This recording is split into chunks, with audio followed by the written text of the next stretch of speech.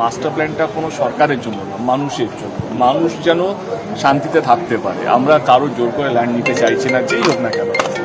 যেইভাবে মানুষকে বোঝানো হচ্ছে আমরা কোনো জিনিস জোর করে করতে চাই, যেটা সিএমের পুরোপুরি নির্দেশ। তো সিএমেরই নির্দেশে নতুন ডিজাইন তৈরি হচ্ছে। আমার মনে হয় 1 মাস 2 মাসের মধ্যে ডিজাইন রেডি হয়ে যাবে, তারপরে অ্যাপ্রুভালে যাবে, তারপরে ডিপিআর তৈরি হবে, যেটা প্রসেস। কিন্তু তার মধ্যে আমার মনে হয় এই বন্যার মধ্যে মানুষ 19শে জুন থেকে জলের মধ্যে আছে, 1.5 মাস হয়ে গেল। মানে জল কমছেই না, বৃষ্টি কমছেই না, এবং ডিবিসি যেভাবে জল ছাড়ছে, আমরা এটুকুই বলতে পারি যে আমরা এই সময় আমাদের জনপ্রতিনিধিরা যারা আছেন এবং প্রশাসনে যারা দায়িত্ববান লোক যারা যেই পোস্টে আছেন, তারা সবাই মানে মানে মানে হয় না কি, দুপায়ে দাঁড়িয়ে আছে মানুষকে সেবা দেওয়ার জন্য। যে ছোটো ছোটো এক্সাম্পল বলছি, 600টার বেশি স্নেক রেস্কিউ করা হয়েছে, সেটা রাত্রে হোক দিনে হোক। একটা ফোন গেছে, সেখানে লোক পৌঁছে গেছে। আমাদের সবকটা লাইক রেসপন্স টিম যেখানে হেল্পলাইন নাম্বারে ফোন গেছে, 24 ঘন্টা আমাদের লোক গেছে সেই হেল্পলাইনে ফোন অ্যাটেন্ড করার জন্য, এবং উইথিন নো টাইম আমরা মানুষের কাছে পৌঁছেছি তাদেরকে হেল্প করার জন্য, যেই কাজই বলেছেন। কিন্তু জল যন্ত্রণা থেকে মুক্তির কোনো ডেডলাইন বা টাইম কিছু দিলেন মাস্টার প্ল্যান? এটা প্রত্যেক বছরেই প্রশ্নটা ওঠে। ঘর থেকে বেরোছিলাম তখনই দেখলাম কি আর্থকুয়েক হয়েছে রাশিয়াতে, বা বিশাল বড়। এগুলো ন্যাচারাল ক্লাইমেটিসের সাথে এই বৃষ্টি যদি না থামে, এবং আমরা এমন একটা জায়গা বাস করি যেখানে অনেকগুলো নদীর শহর বলা হয়, এবারে অনেক জায়গায় ড্যামের বেশি জল হলে ডিবিসি থেকে জল ছাড়লেই এখানে পড়ে। আমরা কি করতে পারি? আমরা করতে পারি কি, নতুন প্ল্যানিং, যেটা প্ল্যানটার নাম হচ্ছে ঘাটাল মাস্টার প্ল্যান, সেটাকে এক্সিকিউট করে নতুন নদী তৈরি করে এই নদীগুলোকে ওই নদীর সঙ্গে জুড়ে সেগুলোকে জলটা বার করার একটা রাস্তা করতে পারি। সেই জল তো আসবেই, জলটা বেরোনোর জায়গা থাকে। তো এই ঘাটাল মাস্টার প্ল্যান একটা ইম্পর্টেন্ট ফ্যাক্টর, কিন্তু তার চেয়েও বড় ইম্পর্টেন্ট ফ্যাক্টর হচ্ছে প্রাকৃতিক। প্রকৃতি এমন একটা, মানে লাস্ট ইয়ার থেকে এই বছরে এখন অব্দি 60% বেশি রেনফল হয়েছে। ঘাটালের সবসময় বন্যা হয়েছে সেপ্টেম্বর মাসে। আমাদের মধ্যে এখনই আলোচনা হচ্ছে কি যত বড় বন্যা হয়েছে সেটা সেপ্টেম্বর মাসেই হয়েছে। এখনো আমরা আছি জুলাইতে। তো আমরা এখনো জানি না কি এইটাই কি শেষ না এখান থেকে শুরু।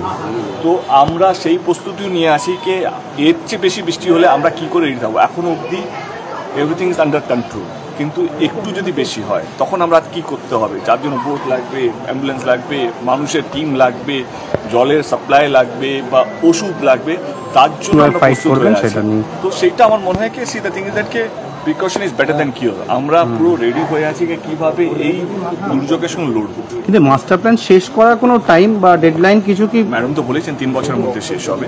কাজটা শুরু হলে 3 বছর। বিরোধীরা ইতিমধ্যেই নানা প্রশ্ন তুলছে, এবং আজকেও দেখলাম আপনার নামে পোস্টারও করেছে, এবং সেক্ষেত্রে মিথ্যেবাদী বা বলা হচ্ছে। আক্রমণ না করলে রাজনীতিতে টিকে থাকা যায় না, সবাই দেব হয় না। এবারে যে পোস্টার মেরেছে সেও তো জনপ্রতিনিধি, সে কাউকে কি সাহায্য করেছে? কাউকে এক মুঠো মুড়ি দিয়েছে এই বন্যার মধ্যে? উনি তো এখানকার জেতা বিধায়ক, উনি তো মানে হয় না কে, উনি তো এখানকারই মানুষ। আমার তো আরো 7টা কনস্টিটুয়েন্সি আছে, কথার কথা বলছি। দেখো, মানুষকে যে সেবা করে তাকে আক্রমণ করতে হয় না। এখন রাজনীতিতে থাকতে গেলে আক্রমণ না করলে আপনার নাম আসবে না, কাজ করলে তো কেউ চিনতে পারে না, কেউ জানতে পারে না। আমার মনে হয় আমার কাউকে কিছু বলার নেই। এই পোস্টার রাজনীতি, আমি যবে থেকে রাজনীতিতে আছি বা ঘাটালে এসেছি, সেই এইভাবে ওরা আমাকে সম্মান জানায়, দাদা এসছেন, দাদার জন্য একটু পোস্টার লাগাই। তো আমার পোস্টার দেখে দেখে অভ্যেস হয়েছে, কখনো সিনেমার পোস্টার, কখনো ঘাটালে শীতলবাবু পোস্টার লাগায়। তো আমার ভালোই লাগে, পোস্টার নিয়ে আমার এই নি সিধা থিং ইজ কি এটা আমি মজার ছলেও নিতে চাই না। কারণ এটা এমন একটা ক্রাইসিস, এখানে রাজনীতি করে লাভটা কার? মানে আমি তো বলছি আপনার, মানে এখানে আমরা 300টার বেশি কমিউনিটি হল তৈরি করেছি। একটা কোনো বিরোধী দল নেই বা অন্য কোনো দল নেই, তারা তাদের কোনো সেবা নিয়ে এখানে এসছে, বা কোনো রিলিফ ক্যাম্প নিয়ে এসছে, বা কোনো ওষুধ নিয়ে এসছে, বা কোনো খাবার পাঠিয়েছে, না কোনো কিছু পাঠিয়েছে। যখনই শুনছি কিছু হলেই ঘাটাল মাস্টার প্ল্যান নিয়ে শুরু হয়ে যায়। একটা সরকার জবে থেকে জিতেছে, 2024-এর পর থেকে বলছি, যেই আমরা প্রতিশ্রুতিগুলো দিয়েছি তবে থেকে তো কাজ করছি। আমি আগেও বলেছি, আবার বলছি, ঘাটাল মাস্টার প্ল্যান তো আজকের উদ্যোগ নয়। 1954 থেকে উদ্যোগটা নেওয়া হয়েছে, প্ল্যানটার নাম দেওয়া হয়েছে। তারপর থেকে তো কতগুলো বছর কেটে গেল। আমি রাজনীতি করি না সেরকমভাবে, তারপরেও আমার কি বলবো কি, আমি চেষ্টা করছি ঘাটাল মাস্টার প্ল্যানটা যেন হোক। 2024-এ দিদিকে ধরে, অভিষেক বাবুকে ধরে, এবং তারা আমার কষ্টটা বুঝে এবং ঘাটাল মানুষের কষ্ট বুঝে তারা কথা দিয়েছেন, এবং 500 কোটি স্যাংশন তো হয়েছে। আমি তো বলছি লাস্ট 4 বছরে শীতলবাবু বা অন্যান্য বিজেপি নেতারা জেতা যে এমপি হোক বা সরি রাজ্য সরকার বিধানসভায় হোক, তারা কি একটা চিঠি পাঠিয়েছে ঘাটাল মাস্টার প্ল্যান নিয়ে? শীতলবাবু কি একটা চিঠি লিখেছে কেন্দ্র সরকারকে যে এই ঘাটাল মাস্টার প্ল্যানটা হওয়া উচিত? আমি জানি না কিভাবে হবে, আপনারা একটু দেখে নেবেন ঘাটাল মাস্টার প্ল্যানটা। কোনো একজন এমপি তাদের দল থেকে পার্লামেন্টে বলেছে, একটা বাক্য বলেছে, একটা লাইন বলেছে? সবাই তো মেদিনীপুরে। কিন্তু দেব ভালো ছেলে, দেব ছেলে বলে যে আক্রমণ করাটা আমার কোথাও যেন মনে হয় তারাও তো একটা সময় এমপি ছিলেন। তারা কি একটা, আজকে তো সবটাই দেখা যায়, সবটাই তো প্রুফ থাকে, একটা কোনো বাইট দেখান, একটা কোনো বক্তা দেখান যেখানে বক্তৃতা দেখান যেখানে পার্লামেন্টে দাঁড়িয়ে ঘাটালের মানুষের জন্য বলেছে, বা মেদিনীপুরে, ঘাটালে শুধু ঘাটালের মানুষ থাকে না, মেদিনীপুরের মানুষের জন্য কিছু বলেছেন কি এই ঘাটাল মাস্টার প্ল্যানটা হয়। এটা ঘাটাল মাস্টার প্ল্যান হলে টিএমসির লাভ হবে না, ঘাটাল মাস্টার প্ল্যানে মানুষের লাভ হয়ে যে মানুষগুলো ভোট দেয়, যাদের জন্য জনপ্রতিনিধি শব্দগুলো আসে। এখানে আমার বা তোমার কারোর কিছু না। আমার মনে হয় কি এই সময় আমরাই যদি লড়াই করি তাহলে কাজটা কোনদিনও এগোবে না। আমাদের মনে হয় এই ঘাটাল মাস্টার প্ল্যানটা করতে গেলে সমস্ত দলকে একসাথে আসতে হবে। এটা মানুষের জন্য, কারো কোনো দলের জন্য। আপনি যখন এমপি এর কথা বললেন, হ্যাঁ ভালো ছেলে বলে ভালো ছেলে একদিকে যেমন বলেছেন দম থাকলে মেদিনীপুরের মানুষ আপনি রাজনীতি ছেড়ে দেখান, কারণ বারবার ঘাটালকে ধোঁকা দিচ্ছেন। দিলীপ বাবু আমার অত্যন্ত প্রিয় একজন রাজনীতিবিদ, বাড়িয়ে বলছেন। দিলীপবাবু নিয়ে আলাদা আমার কাছে একটা সম্মান আছে একটা লোকের কাছে। কিন্তু আমার কোথাও যেন মনে হয়, যেটা আমি শুরুতে বললাম, আক্রমণ না করলে রাজনীতি করা যায় না। আমার কোথাও যেন মনে হয় দিলীপবাবু এবারে খড়গপুরের জন্য প্রস্তুত হচ্ছেন।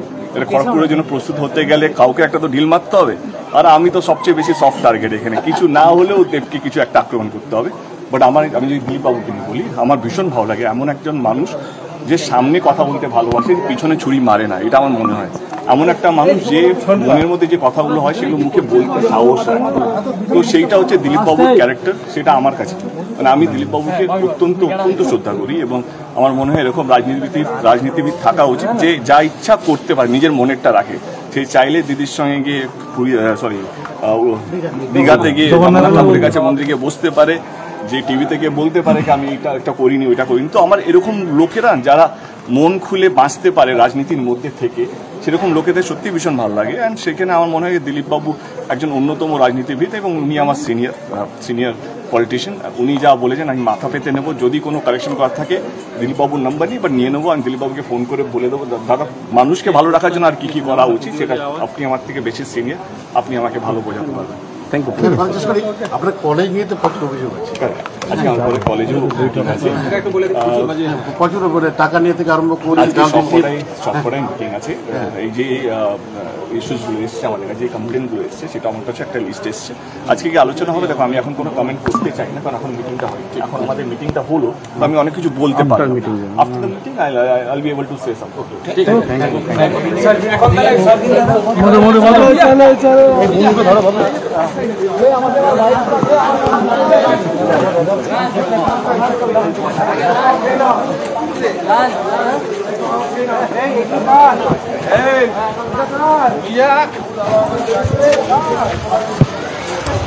মাছটা করে বললে